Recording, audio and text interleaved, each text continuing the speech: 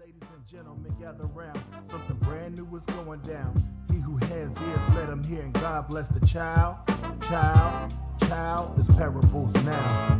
Ladies and gentlemen, gather round. Something brand new is going down. He who has ears, let him hear, and God bless the child. Child, is parables now. Are you listening? You listening? Listen up. Are you listening? You listening? Listen up. Are you listening? You listening? Listen up. Are you listening? You listening? Listen up. Are you listening? You listening? Listen up. Are you listening? You listening? Listen up. Are you listening? You listening? Listen up. Are you listening? You listening? Listen up.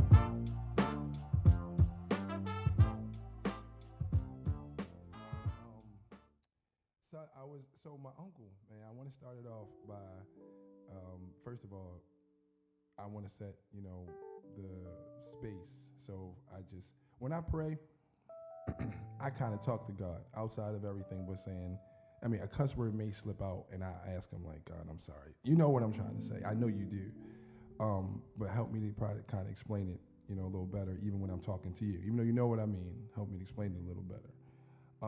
But so every time that I go in this situation, whether it's any type of creativity, if it's going to a museum and I know I'm about to ingest some creativity, I'll pray in my way. So I just do that. So I'm just going to do that. Father, thank you for allowing me a space. First and foremost, thank you for allowing me to know who you are, like actually have an understanding of who you are in a way that I can understand. Like that makes the relationship genuine. You allow me to know you in a way that I can relate to, I can comprehend. So that's super cool. Secondly, I thank you for my brothers, and I thank you for this vision. I thank you for Fatima. I thank you for bringing us all together in this space and in this time, God, for this to actually work.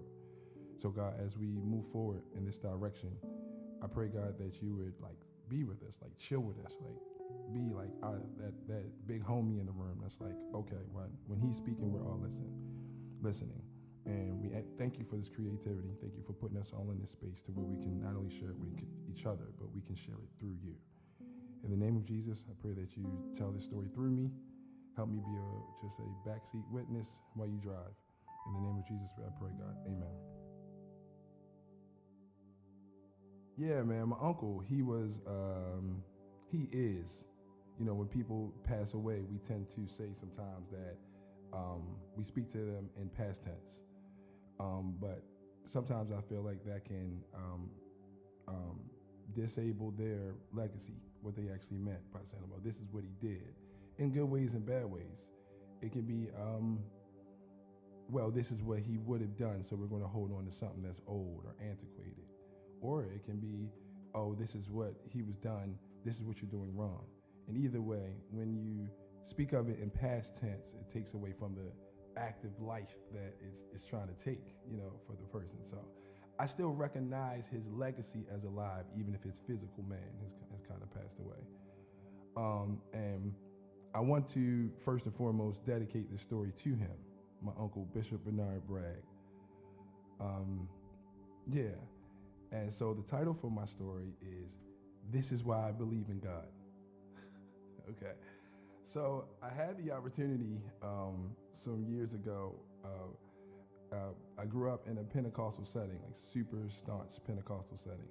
So we really got to know the ins and outs of what we believed was Jesus.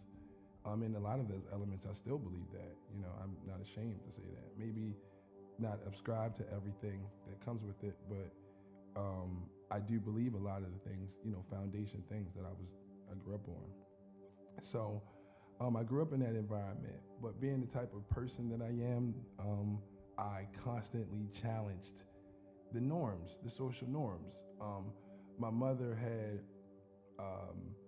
bought me a Bart Simpson t-shirt when I was younger, and it said something like Supreme Underachiever. And I'm like, I love this shirt. My mother's like, you can't wear that shirt. And I'm like, Ma, what you mean I can't wear this shirt? It's a Bart Simpson shirt. And so she's like, you can't wear if it says underachiever. It can say Supreme Achiever, but it can't say underachiever. So she literally took the shirt. She's not a seamstress or anything. And she sewed over it. So it said Supreme, shirt was messed up right here, Achiever. She's like, you can wear the shirt now. So of course I'm going to school and people are like, bro, what's wrong with your shirt? And I'm like, thanks, Ma, but it was ingrained, it was entrenched in my head. Like, you can't ever really accept just what somebody is telling you or just what something says or presents itself to be. So, that was the 90s for us millennials. We were taught to challenge the social norms. So nowhere was that more evident for me than in church. Like, hey, let me challenge them what we're believing here. Not to be rebellious. Rebellious is unto witchcraft. That's what we were told. Well, who am I rebelling against? You or God? That's a question to ask. I can ask God questions. We couldn't, in our belief system, we believe that people ask Jesus questions. Well, Jesus, how can a man be born again? Can he go inside somebody's body? He might have been throwing a little shade by saying that. And Jesus was like, no, physically. It's like that healthy conversation was there. By the end of it, you're like, man, I respect this Jesus guy, man. He's a cool dude. He just kind of let me talk. And it's like, I even tried to shade him a little bit. And he kind of was like, he had it. He got me. I'm going out with him the other day. Like he said, let's meet down for some drinks down at the pub. He drank a little wine with us. He was chills. Like, what? That's in the Bible. We just aren't able to question it in a healthy way. So as I got older, my uncle became one of the leaders in the forefront, and I would be talking to him at family occasions and stuff. Like Bernard, he let us call him Bernard, because not Bishop, all of that, no title, just as you should. He says, it's my uncle, Bernard. He's like, yeah, call me Bernard.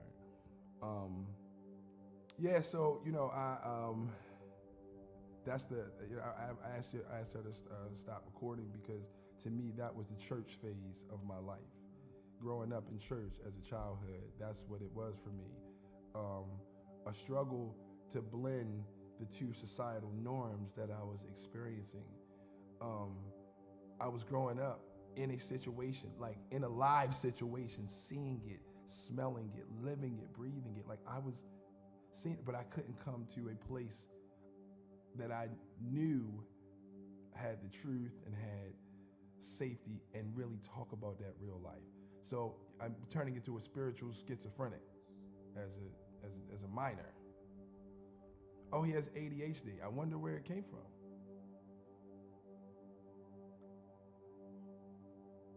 I mean, I was on the medicines and all of that, and I understood. Like when I took that medicine, I was a different person, bro. Like all the stuff that you could. I would come home with my report card, A's and B's. My mother's like, this is perfect. It's like, yeah, because I'm a zombie. Whatever you program me to be, I'll be on this medicine. So I'm learn to say, hey, listen, it's not okay to be yourself. You have to be what the norms tell you. So when you come into a place where you don't necessarily understand the norms, we have to give you some medicine. Now I'm looking like, okay, now I'm open, whatever you say. You're going to hell if you do this, and you're but I'm under this medicine that me inside of me is telling me like, Steve, something's not right. But the medicine is holding me, my spiritual psyche kind of hostage. So now you can come and you can program me. That's ADHD. I'm a teacher. That's literally what it is. Like you don't have that window to make a cognitive decision. So you're just very impulsive. And some of that is very natural to children. It is. You should be impulsive when you're playing dodgeball. You should be impulsive when you're playing kickball. Let me not disable it. Let me tell you how to control it. Question that. Why do you want to do that? So I thought it was important for me to stop there because I feel like that was like act one. Like coming up saying like, well, wait a minute, how did I get into this place? Where I actually want to question church, societal norms. So my uncle, he kind of came into the leadership, in the forefront of the leadership. So I'd be talking to him at holidays and stuff. And,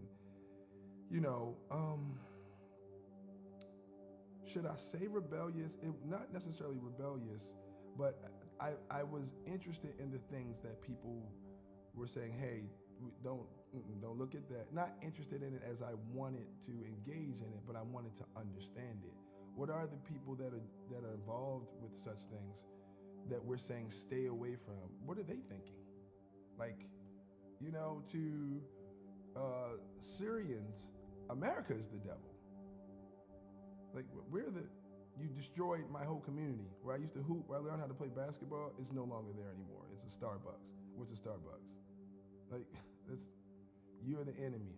And we're looking at them like, yes, we brought peace to them. It's like, it's the perspective that you're actually, that you're actually coming from. So I would, the tattoos and the ears pierced and the Allen Iverson braids, like that was my era. So I'm looking like, yes, finally somebody where I can speak, I can comprehend from that place when I was a kid that I really couldn't speak from.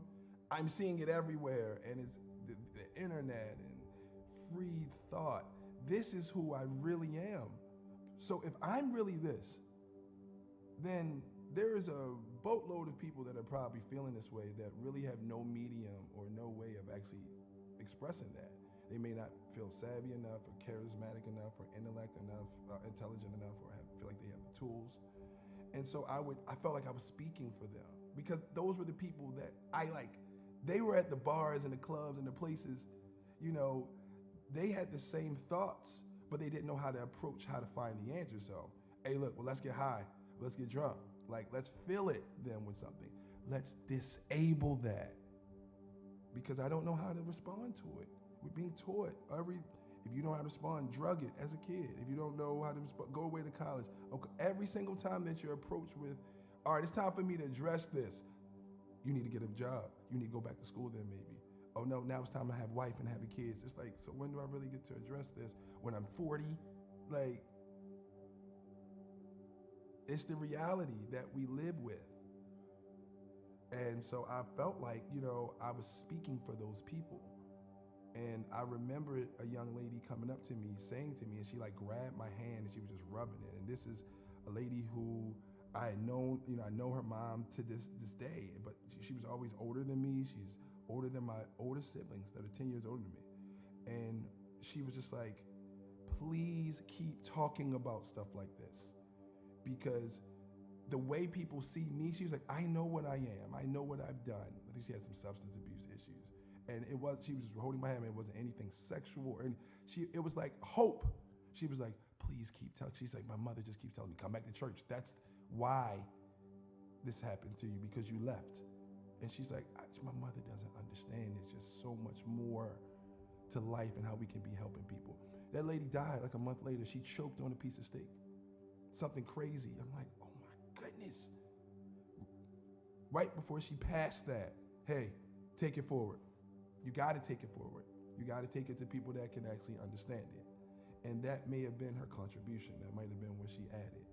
And I would be coming to my uncle about that and telling him, like, Bernard, you can't continue this, in my opinion. Who am I to tell you what you can't do? But from the perspective of the people that are like me, I'm speaking for them because, I've been high, I've been drunk, I've been passed out and stuff like that.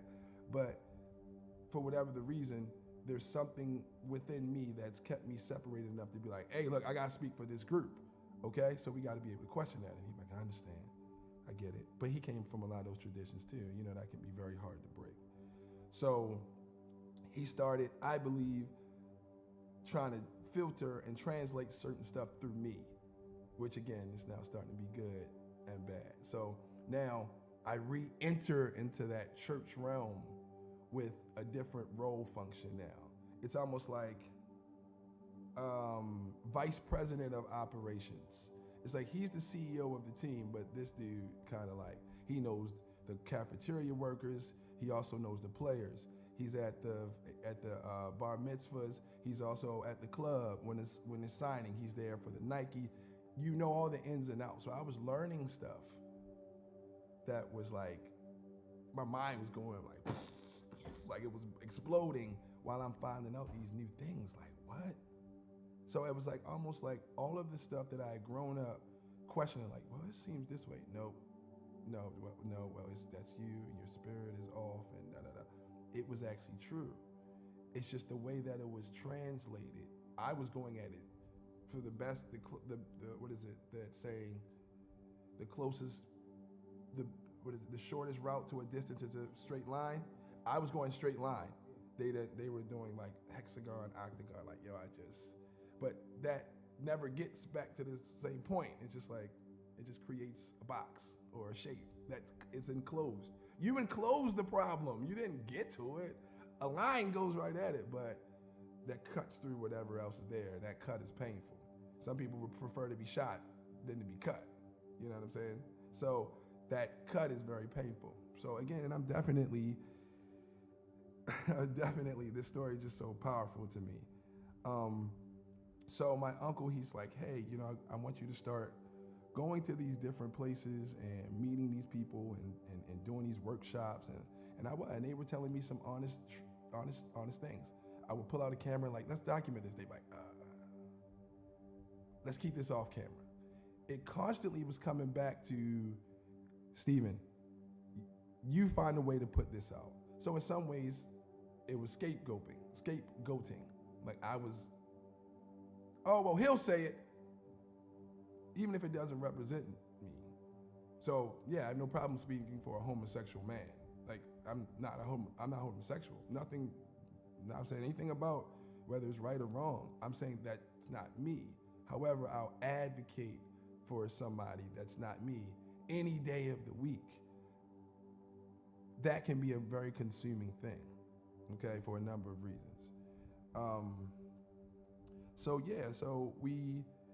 This is where it gets very, very interesting. You know, we would clash on some things, but there were some other things that we was completely agreeing on. And so one year, he's like, I just had my daughter. She was six months old at the time, like legit, almost exact to the date, 6 months old. And we went on a mission trip to Nigeria. So the night before, I remember this, I'll never forget this. I remember I was sleeping in my apartment and I just felt so uneasy. I'm just like, what is, and you know, you're about to take a 9-hour flight to another country. The last thing you want to do is have a bad dream the night before about a flight. So I had a terrible dream, like woke up crying, like, yo, something is not right. Okay, so wake up the next day. Now, having a child in a church when you're not married is like one of the worst things that could ever happen in life in that environment. It's one of the worst things that can happen in that environment of church. I'm relating it back to that. This is a blessing because I've, like I said when I talked to you earlier, thinking about the complexity and the capacity of this story. Like we don't necessarily always embrace the fruits of storytelling, bro. Like it's so, like when you tell it, it unlocks. It's like you're like it's one thing to play Mario Brothers, it's another thing to explain Mario Brothers. And it's like, yo, I'm gonna watch you while you're playing Mario. It's like, oh, I get it now. It's this plumber and he's jumping and he's hitting bricks and oh, okay, so it's an actual thing. You know, think about when you played a video game with a friend for the first time. And you're like, oh, I actually now get the concept of how to do this. That's what storytelling does. It gives, you know, they say the what behind the why. I feel like it gives the how behind the why. Like, oh, this is how you get to it. And that can be everything. Just the actual instructions how to do it.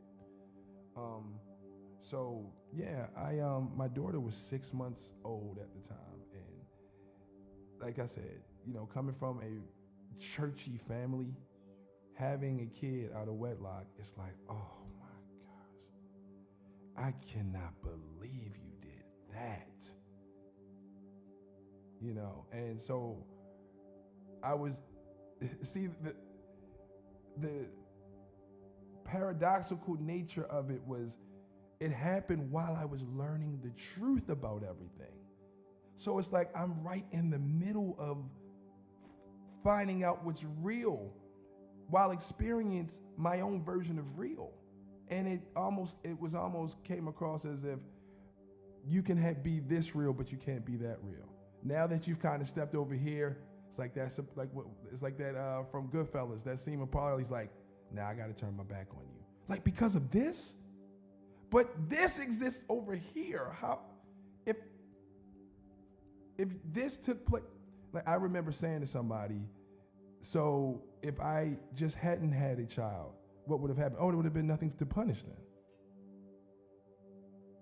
Because it wouldn't, we wouldn't know. So everything, quote unquote, wrong that I could have done would have been accepted. It's like, function this way. But no, let me tell you how. I'm a single, my mom was a single parent. Why would I function in a way that continues that pattern in order to fit into this space? So it was a huge contradiction that I was actually living, because I was trying to uphold something that I no longer fully believed in, while trying to make sense of something that I had no choice but to believe in. You know, you hold your baby and she's looking up at you. That's a feeling like you're at home at that point. That's being home. Nothing replaces that. That's God in your hand. You know what I'm saying? Like, that's something that supersedes everything else except for God, is those moments. So I'm in my apartment and I'm just like, man, well, I had a terrible dream. And so, wake up the next day. I think my mom took my uncle and I to the airport. It was cold. It was like December. It was coming up, but it was just a really cold. It felt empty that day. So I get on the plane and I'm just like, I'm still trying to understand. See, I don't think I've done that great of a job of explaining how much having a child and being kind of like shamed for it, what type of weight that puts on you. It's like you're carrying like a weighted vest. So I had that just so heavy. I'm talking about 6 months after she's born, I'm still carrying this. And so this is very important that I say all this. So we get on to, I'm having these thoughts in my head, like, what type of dream was that? You wake up with cold sweats, and I packed, get on the plane, we fly out. Flight was horrible, like the turbulence. So the entire time, I'm like terrified.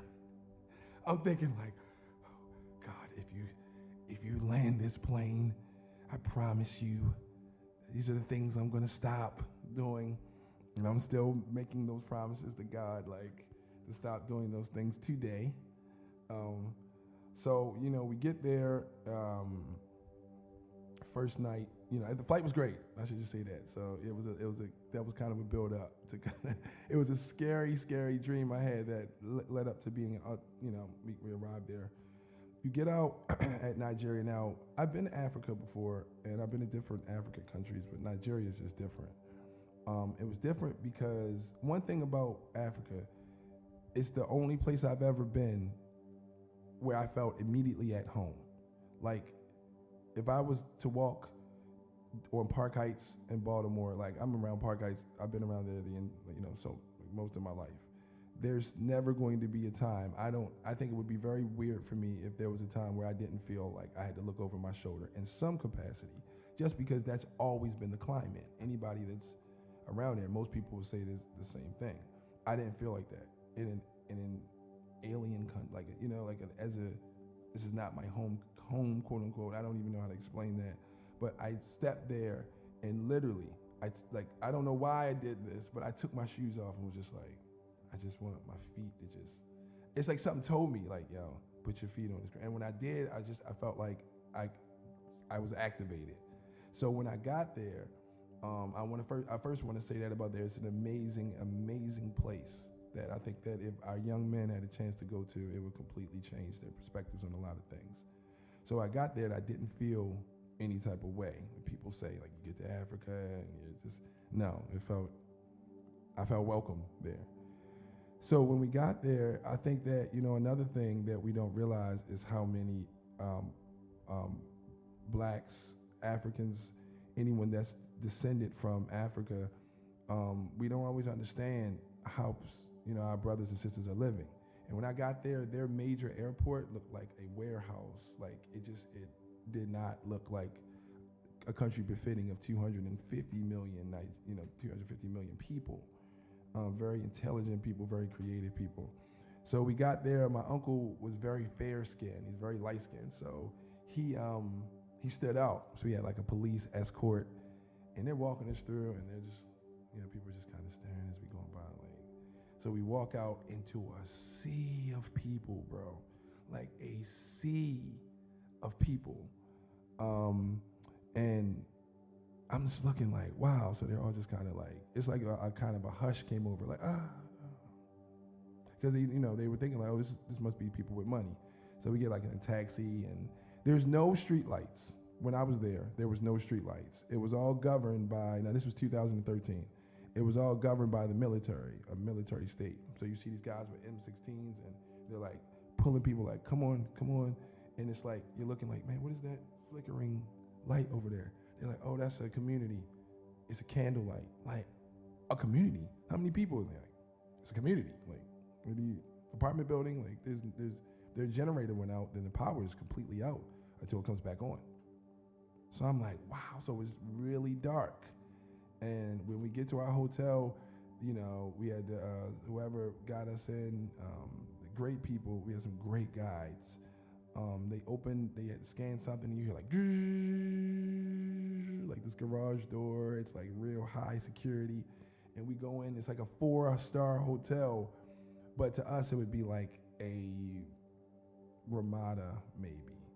But it was nice. It was nice. You saw things were kind of, yes sir. Come on, batteries. We good? I can start? Okay. Yeah, so so we arrived to the Nigerian airport. I cannot remember the exact name of the airport. It was, I don't want to take away from it by not calling the right name, because I know the name has significance. So I would want to know the name of it. But yeah, so we're there. It's my uncle, myself, and my godfather. They're both older than me. They were like, old enough to be my father. Like, they're like the same age. So I was like the young one. It's just us three. So we're in our hotel. It's like I said, I've been to other parts of Africa, and this was one of the areas that was more on the come up, but not necessarily there yet. So we're on these dark roads. It's being led by military. I'm talking about M16s. Like, I'm looking like, oh man, that joint, I'm growing up watching drug cartel movies and stuff, and I'm looking like, man, like this looks just like Paid in Full, so so like, yeah, so we're driving the first night. It was love, everything was cool. So then the next day they said, all right, well look, we've been on a long flight, so what we're going to do is we're going to drive to the next area. It's about 4 to 6 hours. And I could tell the way they were saying it, so I'm like, man, it's going to be longer than 4 to 6 hours, because they were saying like, it's a little drive. And we just taken a 9-hour flight from Baltimore. We went to England. We had to stay over in England for like a day, which was cool. I got to, get around at least a little bit. We went there twice and stayed there for a couple of days. But, it was my first time in England. And my uncle's like, I'm going to stay at the airport. I've done enough of this traveling. I'm like, well, look, I don't have to check my bags again. Good. They can stay here with you. We'll go explore. So get back on the plane, fly into Nigeria. Like I said, went to the hotel. I'm saying all that to say I was still very tired, still very jet lagged. So I'm like, all right, look, I'm going to sleep. They told us on the trip there, don't wear too many bright things or like wear certain stuff. And I'm like, all right, that's interesting, and the Travel Advisory Board, National Travel Advisory Board, was sending out warnings and stuff. And this was around the time, actually, this is around the time where I think his name was Boko Haram, I think. Do you remember when those young girls, it was like 200 girls, were kidnapped from Nigeria?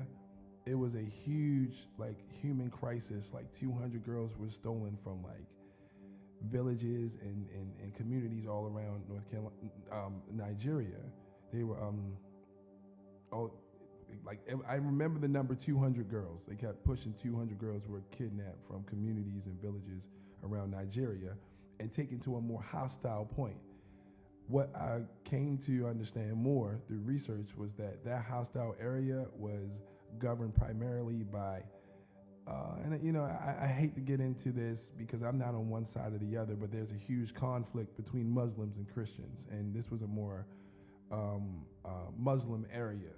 So how it was being reported was that these girls were kidnapped to become brides for certain people in, the group. So it was just stuff happening in Nigeria. I didn't really know what was actually taking place because I'm not from there. So I go to sleep in the car. I have on like some black jeans. I think I have some Pippins. You remember them Pippins with the little swirls on the side? Them joints were crazy. You know how you get older, you couldn't afford shoes. You go get all the shoes that you couldn't afford when you were younger. So I had on some Pippins. And I want to say this too. This was another part of my maturation, okay? This is outside of anything this is just me as a man. I remember being there and looking like, and feeling like, man, these dudes, I'm gonna be fresh over here. I'm gonna come over here with some Pippins, man, they don't know what this is. Like, still with that mindset of like, I'm gonna be the man over here. I'm gonna be the man over here. Like, just even saying it to myself, it's like hysterical. Like, I'm going over here to my home country to impress some people that I've never met with my Pippins. Like, just, it don't make sense when you say it out that way. So I was, I felt better than, okay? Now I think it was important for me to put that out. So I'm laying in the back seat with my Pippins on and some cut up jeans, and you could tell I just wasn't from there. I was going for that look, still that rebellious mindset. So I'm laying in the back. They told us to travel lightly, so I only had my phone, my passport, and I think my wallet. Yep. So I lay down on the back seat, right? So since my uncle and my godfather are clergy, they were like in the big car. They were like in a van. They were like, well, he's like our assistant, so he can drive with the other assistants. It was still very like caste. I don't want to say caste system, but hierarchy. It was still hierarchy. Okay, well, he's a clergy. He's a man of God. It still very much looked like that. I think there's a purer sense in Africa of, hey, wait, he's a man of God. Let's put him over here in this other area. So it was more so like that. It wasn't necessarily like, what do they say in church? Big eyes, little U's. It was like, no, we place a special treatment on who we deem as the man or woman of God, which, I totally understand. So I'm in the back seat of this car of the other assistants. It's just them two in the front and me sitting in the back. So I'm like, I'm done, fellas. I'm going to sleep. I still felt like, oh, all right, I got my Pippins on. I'm from out of the country. I'm about to film this. I'm doing good, So I lay down in the back seat. So I fall asleep. All of a sudden I hear like, boom, boom. And I'm like, yo, what in the world? So I'm like, yo, wait, I just had that crazy dream. So I'm thinking like, I must still be dreaming. I was kind of partying before I got on this plane. Maybe, I'm still a little hungover from whatever. And I'm like, no. So I hear like, goong, goong, like somebody had left the key. So I'm sitting on the back seat. I hear that boom. It sounded very much like that metal thing. And so I'm like, so I look out here like, goong, goong, goong, goong. And I'm like,